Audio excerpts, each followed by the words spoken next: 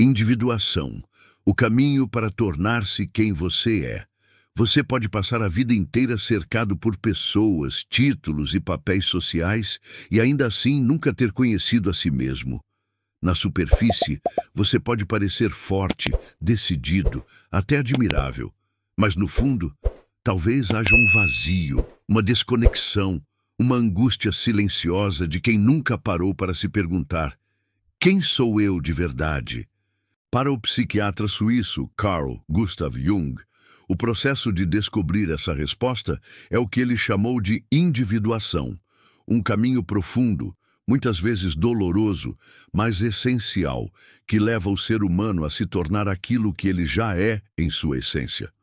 A individuação, segundo Jung, não é apenas se tornar diferente dos outros, é unificar os opostos dentro de si, o consciente e o inconsciente, a luz e a sombra, o masculino e o feminino, o ego e o self. É um processo de autorrealização onde o ser humano deixa de viver apenas como uma máscara social, a persona, e começa a expressar sua verdadeira natureza. Neste vídeo, vamos explorar as ideias centrais por trás desse conceito. Falaremos sobre a estrutura da psique humana, segundo Jung, a importância da sombra, da persona, dos arquétipos como o ânimos e a ânima e o papel fundamental dos sonhos nesse processo de transformação interior. Mas antes de mergulhar nos conceitos mais profundos, precisamos entender como Jung via a mente humana. Para Jung, a psique humana é composta por duas grandes esferas, o consciente e o inconsciente. O consciente é o campo das ideias que reconhecemos, das experiências que lembramos, daquilo que chamamos de eu no dia a dia. Já o inconsciente é muito mais vasto e misterioso. O inconsciente pessoal contém memórias esquecidas, traumas reprimidos, desejos não assumidos, tudo aquilo que já vivemos, mas não integramos. Porém, Jung foi além de Freud ao propor a existência de um inconsciente coletivo, uma camada mais profunda, compartilhada por toda a humanidade, que abriga arquétipos, estruturas universais da psique, como o herói, a mãe, o velho sábio, a sombra, entre outros. Esses arquétipos moldam nossas emoções, pensamentos e comportamentos de forma inconsciente. São modelos primordiais, presentes em mitos, sonhos, religiões e símbolos de todas as culturas. Segundo Jung, a mente humana só funciona bem quando há equilíbrio e diálogo entre essas partes, consciente e inconsciente, ego e arquétipos. Porém, na maioria das pessoas, esse equilíbrio está comprometido.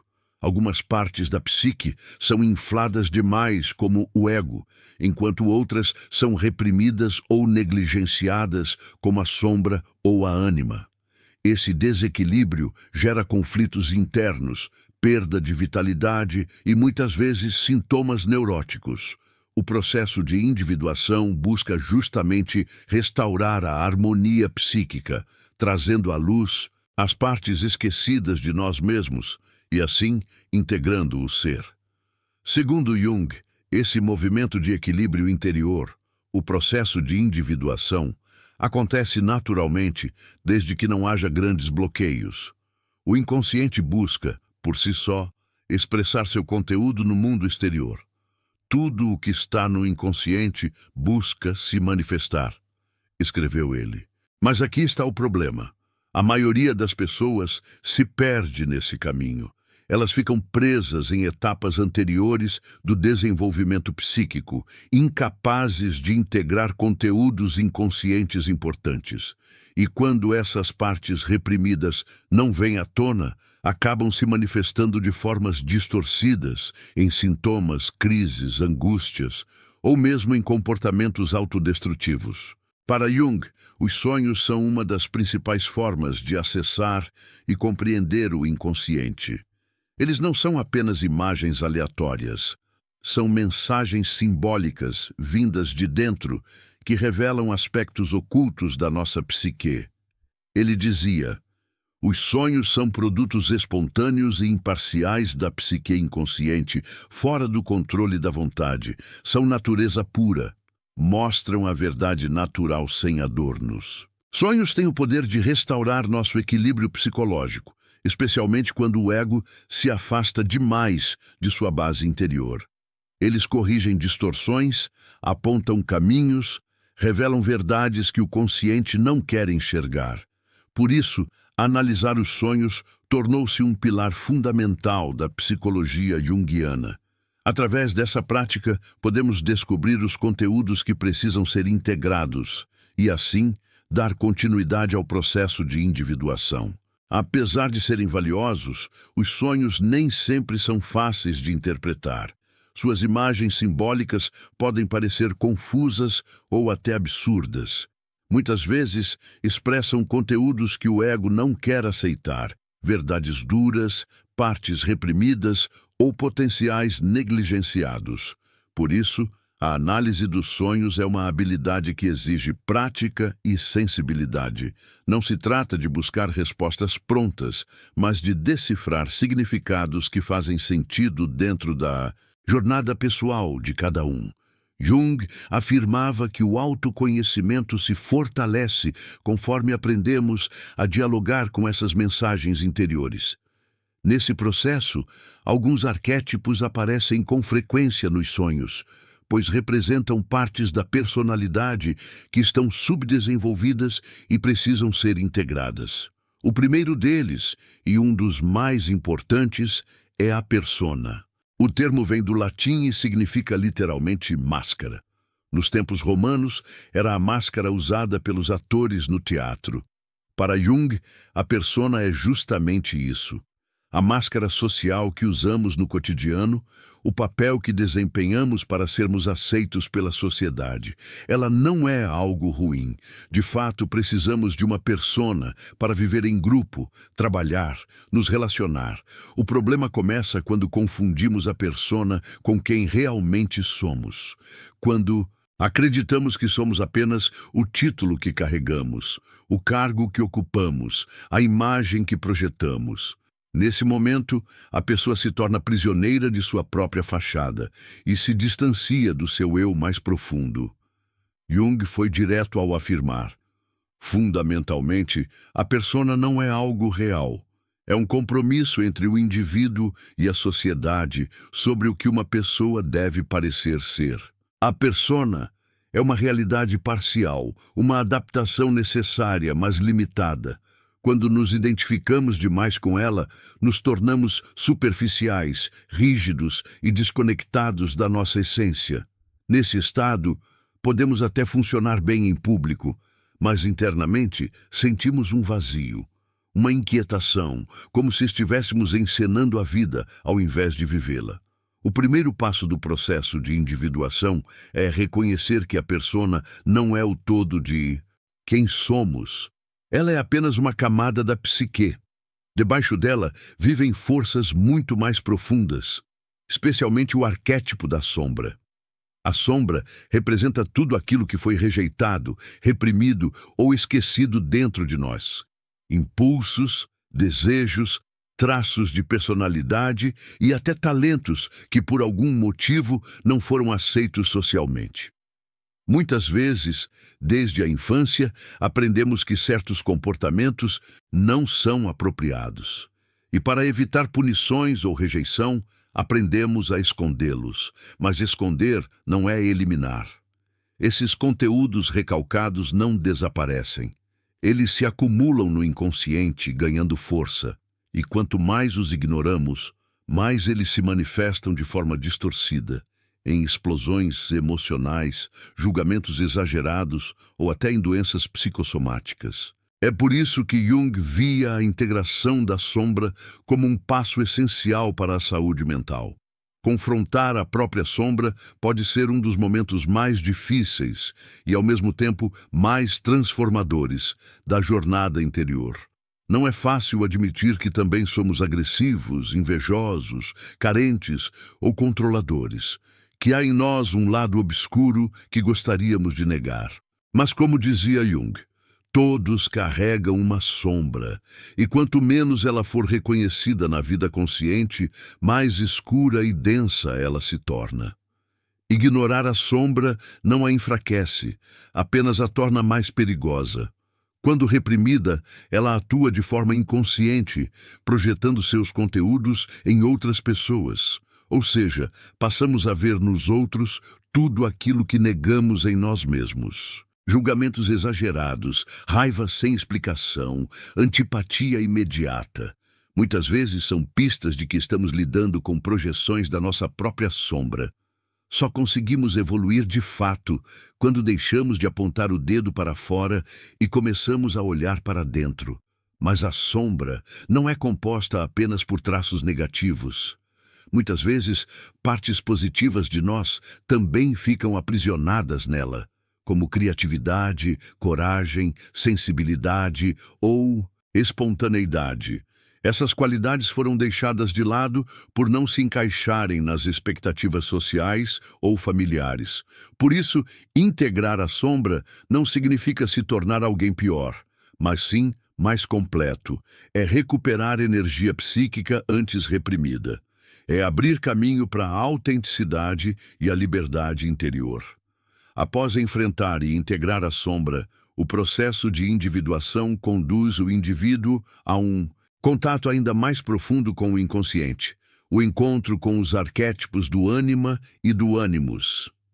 Essas figuras representam simbolicamente o aspecto oposto ao nosso gênero psíquico predominante. O ânima é o arquétipo do feminino presente no homem. O ânimus, o arquétipo do masculino presente na mulher. Ambos agem como ponte entre o ego e o inconsciente coletivo, assim como a persona atua como ponte entre o ego e o mundo exterior.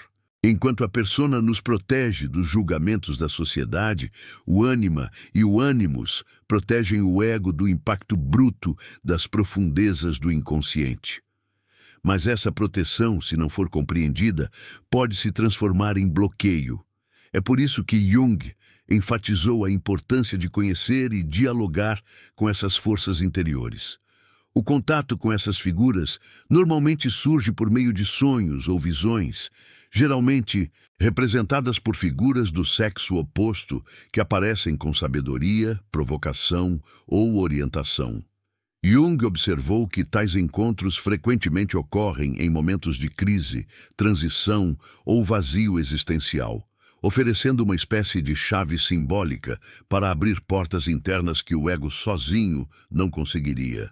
O ânima e o ânimus não são apenas imagens simbólicas.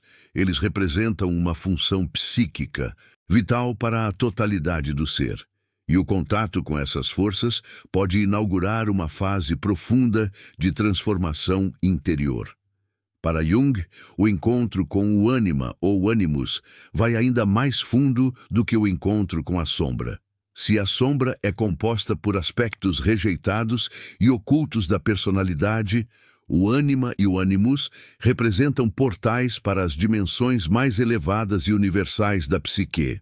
Quando bem integrados, esses arquétipos ampliam a consciência, despertam a intuição, favorecem a criatividade e nos reconectam com algo maior, com o que Jung chamava de self. O self é o centro organizador da psique, o arquétipo da totalidade, a imagem mais profunda daquilo que somos em essência. Ele representa a união entre o consciente e o inconsciente, entre o que já sabemos sobre nós e aquilo que ainda precisa emergir. É o sol interior, em torno do qual giram todas as partes da personalidade. Jung afirmava que o self é o verdadeiro objetivo da vida. Não se trata de se tornar perfeito, mas de se tornar inteiro, ou seja, de viver em coerência com o seu centro mais autêntico. Ao se aproximar do self, o ego passa a se orientar por valores mais profundos. A pessoa sente mais equilíbrio interno, mais sentido na existência e um alinhamento com aquilo que é eterno dentro dela. Mas esse processo não é rápido. É uma caminhada contínua de autoconhecimento, confronto, cura e transformação. É como se cada passo em direção ao self revelasse uma nova camada da alma. A jornada rumo ao self é, acima de tudo, uma jornada espiritual. Não no sentido religioso tradicional, mas no sentido de reconexão com a totalidade do ser. Jung percebeu que, quanto mais um indivíduo se aproxima do self, mais ele experimenta uma harmonia interior e uma integração entre todas as suas partes, luz e sombra, masculino e feminino, razão e intuição. Ele dizia que essa conexão traz um sentimento de independência verdadeira e de relação com o infinito. Um sentimento de que estamos em contato com algo que nos transcende, mas que ao mesmo tempo é parte de nós. Jung chegou a essas conclusões não apenas por meio da teoria, mas por observação clínica e pela análise de símbolos universais, como os mandalas. Essas formas circulares, presentes em diversas tradições religiosas e espirituais, representam simbolicamente a totalidade psíquica e o self. Em muitos de seus pacientes, os mandalas surgiam espontaneamente em sonhos ou desenhos, especialmente durante momentos de confusão ou reorientação interna. Jung via neles uma espécie de bússola simbólica, apontando para o centro da alma. Ele acreditava que essas imagens não eram fabricadas pela mente consciente, mas emergiam diretamente do inconsciente como sinais de cura, unidade e equilíbrio. E quando uma pessoa era capaz de integrar essas mensagens, passava a viver com mais profundidade, propósito e clareza. Para Jung, o processo de individuação é fundamental não apenas para o desenvolvimento individual, mas para a saúde da sociedade como um todo. Ele observou que sociedades formadas por pessoas que se identificam apenas com suas personas, ou seja, que vivem apenas os papéis e máscaras sociais, ficam vulneráveis à manipulação, à opressão e ao controle autoritário. Sem indivíduos verdadeiramente integrados, a sociedade se torna um terreno fértil para governos tirânicos e para a perda da liberdade. Assim, Jung via a individuação como uma missão coletiva. Quanto mais pessoas conseguirem acessar e expressar sua verdadeira essência, mais resiliente e saudável será a comunidade como um todo. Em resumo, a individuação é a jornada de se tornar inteiro, autêntico e alinhado com a profundidade da alma humana. Um processo que exige coragem, paciência e amor próprio. Se você sentiu que esse conteúdo tocou algo dentro de você, eu quero te convidar a curtir o vídeo, deixar seu comentário contando qual parte mais te impactou ou suas dúvidas. E se ainda não for inscrito, se inscrever no canal para acompanhar mais vídeos sobre autoconhecimento, psicologia e filosofia. Vamos juntos nessa jornada para descobrir quem somos de verdade. Obrigado por assistir e até o próximo vídeo.